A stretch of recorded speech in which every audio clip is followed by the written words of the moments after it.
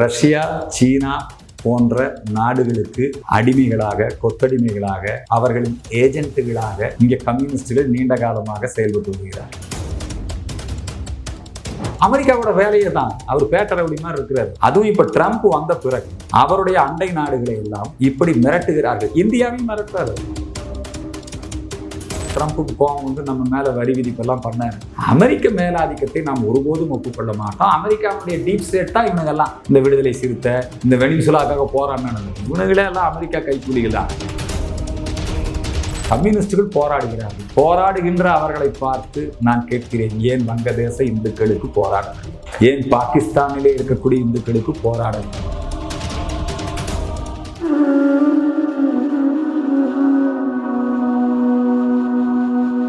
வணக்கம் சார். தமிழ் திரு நேயர்கள் அனைவருக்கும் என்னுடைய அன்பான வணக்கங்கள், வாழ்த்துக்கள். வெனிசுலா நாட்டில் அதிபர் நாடு கடத்தப்பட்டார் அமெரிக்க அதிபர் ட்ரம்ப்பால. இதுக்கு தமிழ்நாட்டில் கம்யூனிஸ்ட் நிறைய இடத்துல போராட்டங்கள் நடத்துறாங்க. இதை பத்தி என்ன சார் நினைக்கிறீங்க? மாஸ்கோவில் மழை பெஞ்சா நாங்கள் இங்கே கொடை பிடிப்போம், புரியுதுங்களா?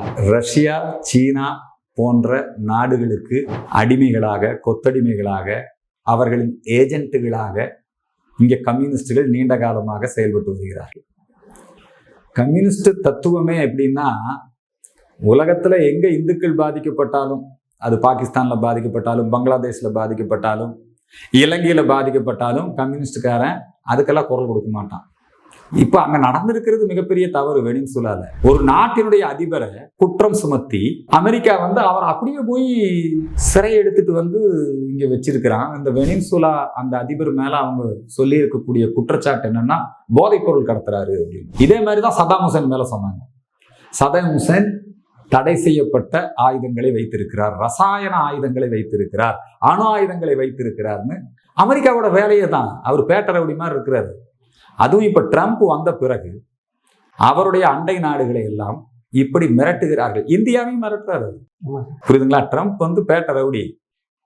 அவர் வந்து இன்னைக்கு அமெரிக்காவினுடைய அந்த அமெரிக்கன் நேஷனலிசம், அந்த நாட்டினுடைய டாலர் மதிப்பு, அதுக்கெல்லாம் உலகம் முழுக்க கட்டுப்படணும் அப்படின்னு நினைக்கிறாங்க. இன்னைக்கு இந்தியா வந்து ஒரு மிகப்பெரிய வல்லரசாக உருவெடுத்து வருகிறது. இன்னைக்கு பொருளாதாரத்துல 4ஆம் இடத்திற்கு வந்திருக்குது இந்தியா வந்து ஒரு உலகத்தினுடைய குரு நாடாக வந்து இருக்கிறது. நம்ம யாரையும் போய் ஆக்கிரமிக்கல, யாரையும் சிறை பிடிக்கல.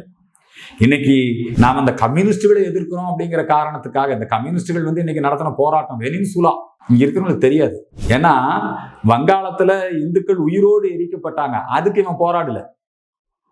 வெனிசுலால வந்து அவரு தூக்கிட்டு போயிட்டாங்கன்னு இங்க போராடுறாங்க. ரைட், அவங்க போராட்டம் நியாயமானதா. அந்த போராட்டத்தை கூட நடத்த விடாம அதை வந்து தடை பண்ணி உடனே அவங்கள வந்து கொண்டு போய் மண்டபத்தில் வச்சு அனுப்பிச்சு விட்டுருக்குறாங்க. இப்போ கோவன் போன்றவர்கள்லாம் பாடுகிறார்கள். இந்த கோவன் வந்து ஜெயலலிதாமா இருந்தபோது பாடினாரு இல்லைங்களா? எடப்பாடி பழனிசாமி இருந்தபோது பாடினாரு, மூடு டாஸ்மாக மூடு. இப்போ டாஸ்மாக்ல வந்து இப்போ எல்லாம் டாஸ்மாக மூடாம அல்லது டாஸ்மாக மூடிட்டு இப்போ எல்லாம் இந்த திராவிட மாடல் அரசு சாராய வருமானத்துல நடக்காம வேற ஏதாவது நடந்துகிட்டு இருக்குது. இப்பெல்லாம் கோவன் அவங்கெல்லாம் வந்து இப்ப திராவிட மாடல் அறிவாலய அடிமைகளா மாறி இருக்கிறாங்க. கம்யூனிஸ்டுகள் ஒரு 25 கோடி ரூபாய் வாங்கிட்டு இன்னைக்கு தேர்தல் வேலை செய்யக்கூடிய அந்த பணியில் இருக்கிறாங்க. இந்த வெனிசுலால நடந்தது நாம வந்து கடுமையாக அதை கண்டிக்கிறோம்.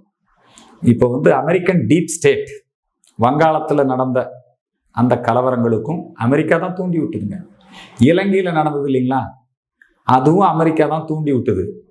ஆப்கானிஸ்தான்ல நடந்தது இல்லையா, அதுவும் அமெரிக்கா தான். அமெரிக்கா வந்து மாணவர் புரட்சிங்கிற போர்வையில இந்த ஜென்ஸி தலைமுறைங்கிறாங்கல்ல, இந்த தலைமுறையெல்லாம் அமெரிக்கா வந்து அவங்களுடைய இந்த ஊடகங்கள், அதனாலதான் சீனாக்காரன் அமெரிக்க ஊடகங்களை பூரா தடை பண்ணி வச்சிருக்கிறான். சீனால ஃபேஸ்புக் கிடையாது, சீனால வாட்ஸ்அப் கிடையாது, சீனால கூகுள் கிடையாது. என்னங்க, அவங்க வந்து அவங்க நாட்டுக்குன்னு தனியா, இப்ப எப்படி இந்தியா நம்முடைய நாட்டுக்குன்னு நாம இதெல்லாம் உருவாக்கி இருக்கிறோம். இப்போ வந்து வாட்ஸ்அப்புக்கு பதிலாக இப்போ அரட்டை வந்திருக்குது இல்லைங்களா, ஃபேஸ்புக் வந்து பதிலாக வேற ஒன்று நம்ம உருவாக்குறோம், உலா இதெல்லாம் வந்திருக்கு இல்லையா. அது மாதிரி இந்த அமெரிக்காக்காரன் வந்து அந்த ஊடக பலத்தை வச்சுக்கிட்டு, அவனுடைய பொருளாதார பலத்தை வச்சுக்கிட்டு அவனுக்கு அவங்ககிட்ட தான் என்ன வாங்கணும்.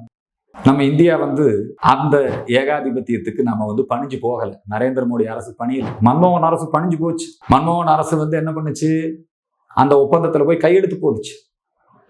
என்னங்க, ஆனா நரேந்திர மோடி அரசாங்கம் நாங்கள் என்ன எங்களுக்கு எங்கே கிடைக்குதோ பெட்ரோல் கிடைக்குதோ நாங்கள் அங்கே வாங்கிக்குவோம், ரஷ்யாவில் நம்ம பர்ச்சேஸ் பண்ணோம். உடனே ட்ரம்ப்புக்கு கோவம் வந்து நம்ம மேலே வரி விதிப்பெல்லாம் பண்ணார். அமெரிக்க மேலாதிக்கத்தை நாம் ஒருபோதும் ஒப்புக்கொள்ள மாட்டோம். அமெரிக்காவுடைய டீப் ஸ்டேட் தான் இவனுங்கெல்லாம். இந்த விடுதலை சிறுத்தை, இந்த வெனிசுலாக்காக போராடினால இவனுங்களே எல்லாம் அமெரிக்கா கைக்கூலிகள் தான். இப்போ சும்மா அவங்களுடைய கம்யூனிஸ்ட் சித்தாந்தம் இப்போதான் தெரியுது. வெனிசுலாவில் வந்து ஒரு கம்யூனிஸ்ட் அதிபர் இருந்திருக்கிறாரு. இத்தனை நாளா வெனிசுலா அதிபர் கம்யூனிஸ்ட் அதிபரா தெரியல உங்களுக்கு. கம்யூனிஸ்டுகளாகவே இருக்கட்டும், புரியுதுங்களா?